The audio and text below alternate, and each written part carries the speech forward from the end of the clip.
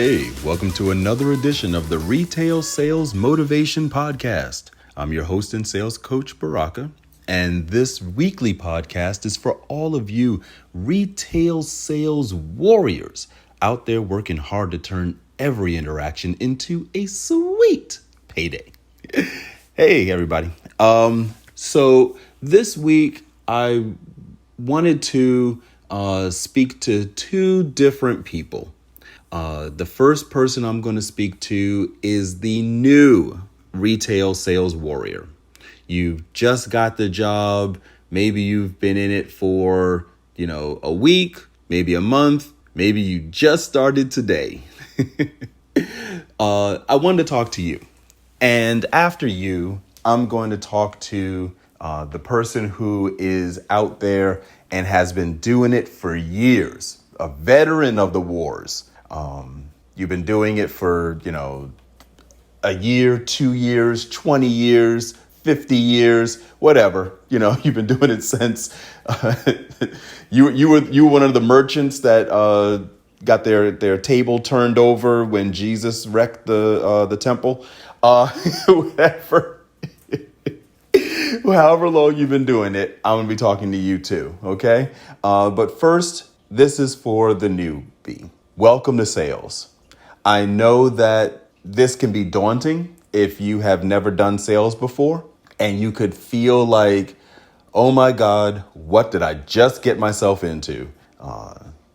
Working for commission. I don't know if you're working 100% commission or salary plus commission, but regardless, if you're making commission, then you probably took the job with the hope and the plan that you were going to be making tons of money because of commissions, right? That your income is unlimited, and you went home and told everybody, hey, we're about to be rich. Hey, this is tough. Okay, I'm not going to sugarcoat it. I'm not going to lie to you. Sales is tough, but it's so rewarding. Okay, why is it tough? Sales is tough because primarily, fundamentally, what you're doing is you are attempting to build a relationship with someone who you just met, and you've got to get them to trust you enough that when you give them permission to do the thing that they wanted to do anyway, which was buy the thing or service or whatever that you're selling, that when you tell them, yes, go ahead, it's worth it, you'll love it, it's the right decision for you, that they're going to believe you. The more money they're spending, the more trust is required, and the harder your job is. So go into it knowing that you're going to earn your commissions, okay?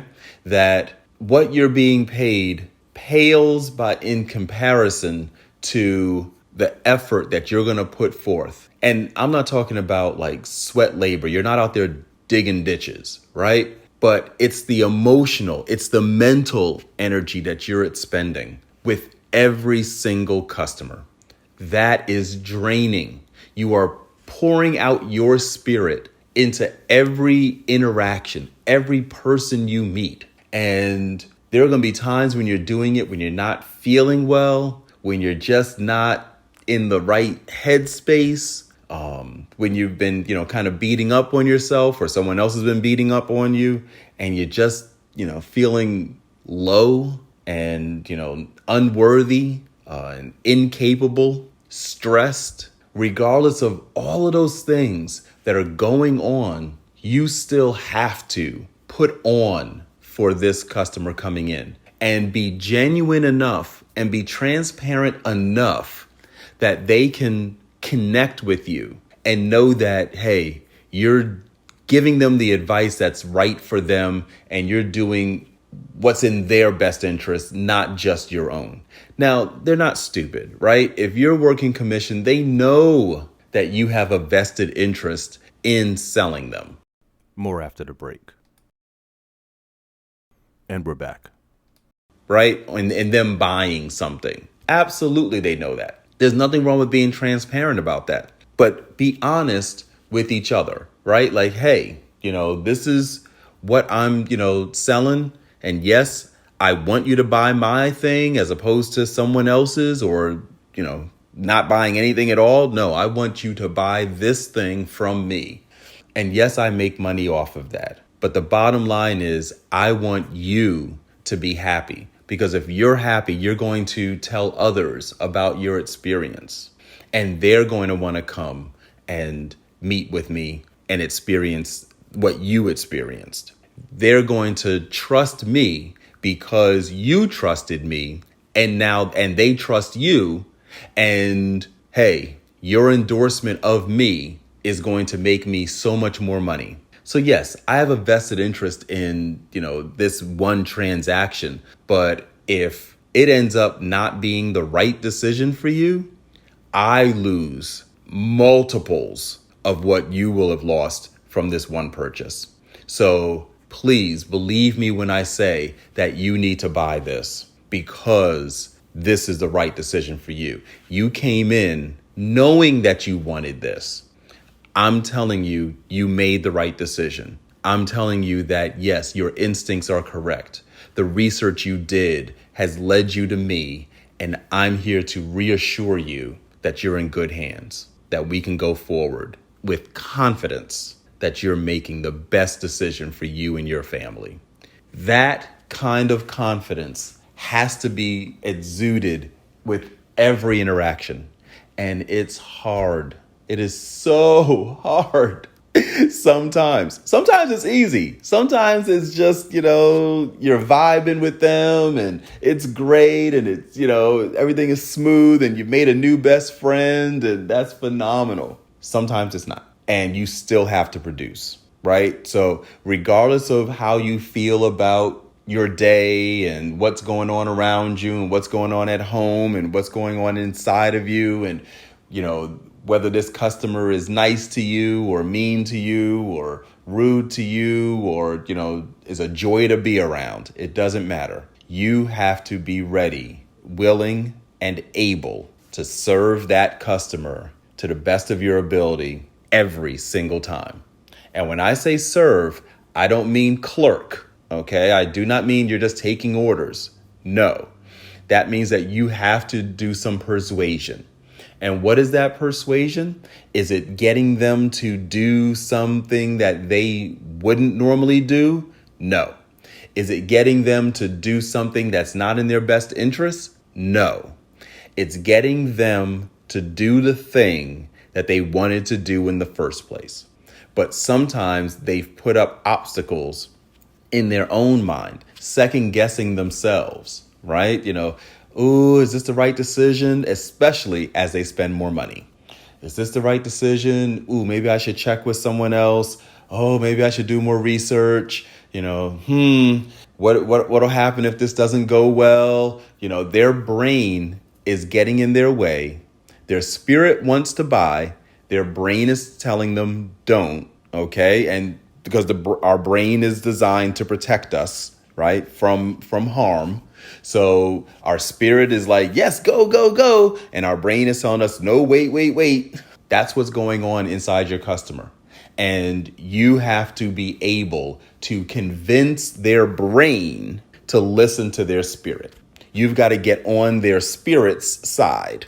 Okay.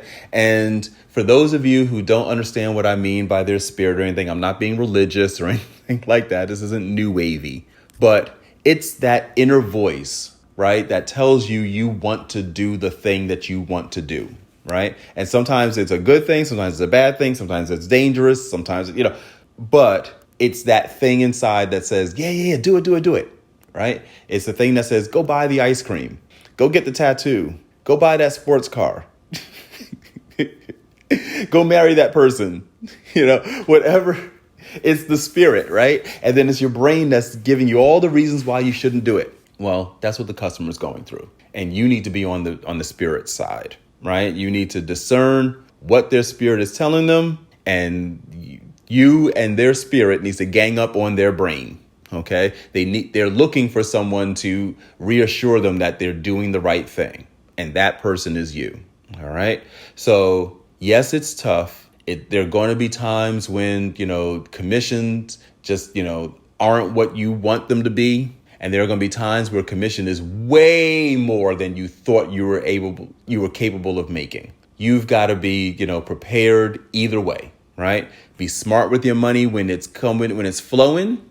So that way, when things tighten up, you're still in good shape. More after the break. And we're back. Do all your preparation ahead of time. All right. Product knowledge is so important. Do that preparation. If you're in retail and if you're in anything in a retail store, anything like the ones that I've worked in, your weekdays are slower than your weekends. Use that time to study your products. Use that time to follow up with customers. Use that time to take classes and watch YouTube University on different sales techniques. And the weekends, do it for weekdays for role playing and all that stuff. The weekdays are classroom time. That's your training period. That's your practice field. That's your rehearsal time. Okay, that's your preparation season. Are your weekdays, if your retail is like mine. Weekends typically are when you make most of your money. It's when you see most of your customers. It's when the traffic is the heaviest, right? And you're just on your skates and you're just rolling, right? Going from customer to customer to customer, right? Can't catch your breath, barely have time to eat. It's exciting, right? Weekdays is when you prepare for that. You do not want to be role playing on the weekends, trying to gain product knowledge on the weekends, studying on the weekends. That's not when you do that. Weekends is showtime, curtains up. Let's go. Let's utilize this knowledge that I've gained. Let's make it happen. All right. Those are your weekends. Last thing I'll say to the newbie, don't let anyone steal your dreams and your spirit. Okay. There are going to be vampires. They're going to be vampires who are your customers. They're going to be vampires who are coworkers. There are going to be vampires who are bosses. All right. Beyonce's right. You can't break my soul. Okay. You've got to protect your spirit. All right. You have a dream. You got into sales because you saw that, hey, I have the potential to make the money that I want to make in order to accomplish the thing that I want to accomplish, whatever that is, right? Because money is a tool, right? It's a tool to buy things that, will improve the life of you and your family and your loved ones. It's also a tool of measurement, right? Like, hey, I'm measuring my success against someone else's and I'm using money, dollars as that, that bar, right? Whatever you're using that money for, it's a tool. You got into this because you have a dream that money can accomplish for you. And you see this job that you're in as a vehicle to get that money to attain your dream. Don't let anybody get in the way of that. Okay? Be so jealous of your heart. Okay? Be overprotective of your heart and your spirit. Okay? You are just as capable of doing great things as the $1 million writer who's been there for a long time. Okay. I've seen too many people come into sales for the very first time and be $1 million writers their first year, to not believe in my soul that it is entirely possible for you to do the same thing. But you've got to be jealous of your spirit, of your heart. Okay. Don't let anybody else take it. Okay. Because there are going to be people who are going to try. Do not allow it. If you can do that, if you can be true to yourself, okay, and covet the things that are yours to covet, all right? Covet your earnings, covet your learning, covet your spirit, covet your heart. If you can do that, wow, you will not only be successful in making money and reaching, sales levels and all that great stuff, but you will be successful in building a career that you love. More after the break. And we're back. And that's so much more valuable than the dollars. And the dollars are valuable. Okay. To my veterans. Veterans, look, all right?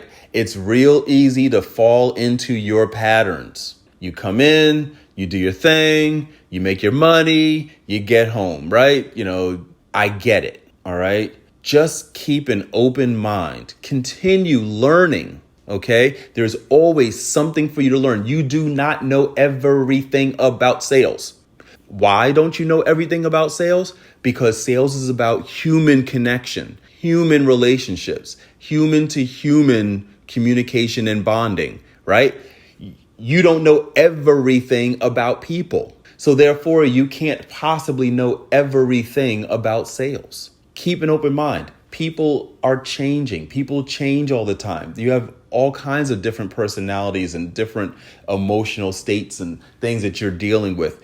Learn about them. Learn about new techniques. Learn about new technologies that may help you. Learn about strategies that are working, right? And be flexible. Be nimble. Don't get stuck in your ways and set in your ways. Because if you do that, you'll start to dislike your job. It will become boring. You have, you're on a track, you know how to succeed, and it's just real easy. You will get bored. And if you are bored, you are not pushing yourself anymore. And if you're not pushing yourself anymore, you won't know just how far this thing will go. You're making, a certain amount now. You could be making twice that much next year. But to do that, you're going to have to do something different than what you're doing now. And to do something different, you'll have to learn about something different.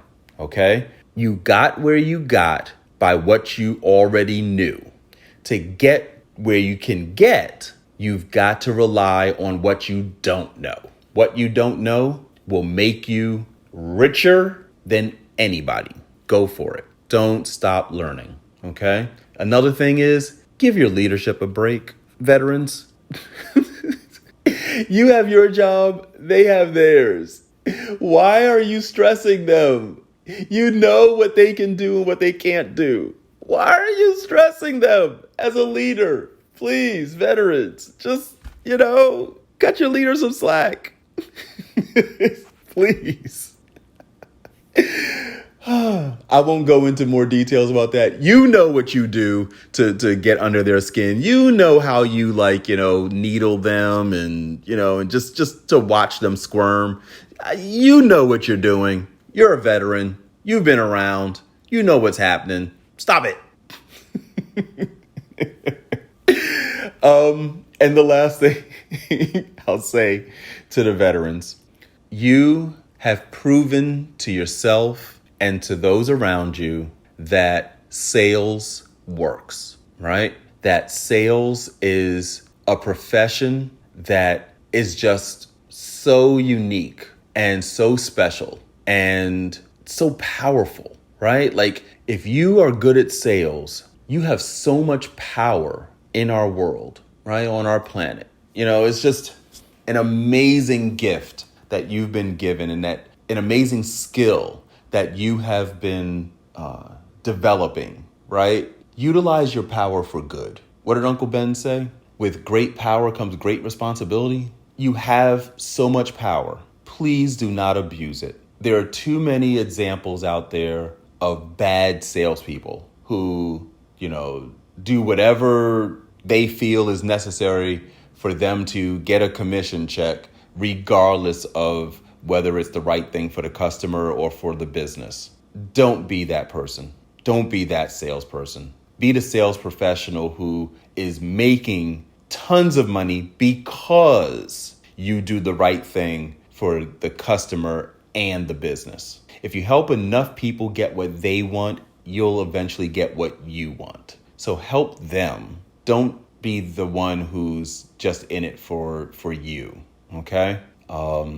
if you're listening to this, you probably are not one of those people. I'm probably speaking to the choir right now. But if you just happen to be one of those people, stop it. Just stop it. Okay. That's it. That's all I wanted to say to you guys. This came from some conversations that I had over the past week with members of my team. Like I said last week, this is the first week, or this was the first week. We're now in the second week of our new fiscal year. And I was meeting and will be continuing to meet with every single one of my salespeople individually, just to get a sense of, what their goals are for the new year, what I can do to help them. And the goals conversation isn't like the numbers, right? Like, yes, if they have a number goal, wonderful. My $1 Million Writers, they have number goals, and, they're looking for the bonuses as they, exceed $1 million and hit, different tiers. They get, tens of thousands of dollars more and stuff like that in bonuses. So that's cool. So they're setting goals like that. But even more importantly than, that goal, it's really a conversation about like, okay, what are you planning on accomplishing for yourself this coming year? Like if you set a dollar goal, what does that dollar goal represent? Is it representing a number that if you, earn that, that money, that it's going to buy you, something for your family, something for yourself? Is it a trip that you're looking to take? Does it mean that you've hit a level and that you successfully pushed yourself? Is that what you're looking for? What is it that makes your goal meaningful? And then it's okay, what do you need to learn to accomplish that, right? Like, what do you need to do differently this year to accomplish that than you did last year? And then figuring out like, okay, what can I do and what can my leadership team do to help you? What tools are we going to need to put in place that you can utilize? What environment do we need to build? What do we need to change some processes and some procedures to make it easier for you to accomplish that, right? Because ultimately that's my job, right? As their leader, my job is to create the environment for them to succeed, right? And give them the tools they need to be successful. And if I focus on that, right? If I focus on making them successful, what did I just say? If you help enough people get what they want, you get what you want. If I help them be successful, my store will be successful, right? So I need them to do everything they can to win. And I need to make sure that I'm doing everything I can to help them and not hinder them, not get in their way, right? So those are the conversations we've been having. And it made me realize as I was speaking to, our rookies and our veterans that, wow, some of the rookies had, similar concerns and questions and, and goals and things. And then some of our veterans, similar situation. They had, their own set of similar, issues and goals and challenges. And so I was like, you know what? This made a good podcast. So I don't know if this made a good podcast, but I'm glad I did this. If you have something that you think, we should talk about, please let me know. Baraka, Baraka, at retailsalesmotivation.com, or put it in the comments on our website, retailsalesmotivation.com. I want to hear from you. And I hope that you have a very, very profitable and successful week. And I will see you next week. If you want a thing bad enough to go out and fight for it, to work day and night for it, to give up your time and your peace and your sleep for it, if all that you dream and scheme is about it, and life seems useless and worthless without it, if you'll gladly sweat for it and fret for it and plan for it and lose all your terror of the opposition for it, and if you simply go after that thing that you want with all of your capacity, strength and sagacity, faith, hope, confidence, and stern pertinacity, if neither cold poverty, nor famine, nor gout, nor sickness, nor pain, nor body, nor brain can keep you away from that thing that you want, if dogged and grim you besiege and beset it, with the help of God, you'll get it.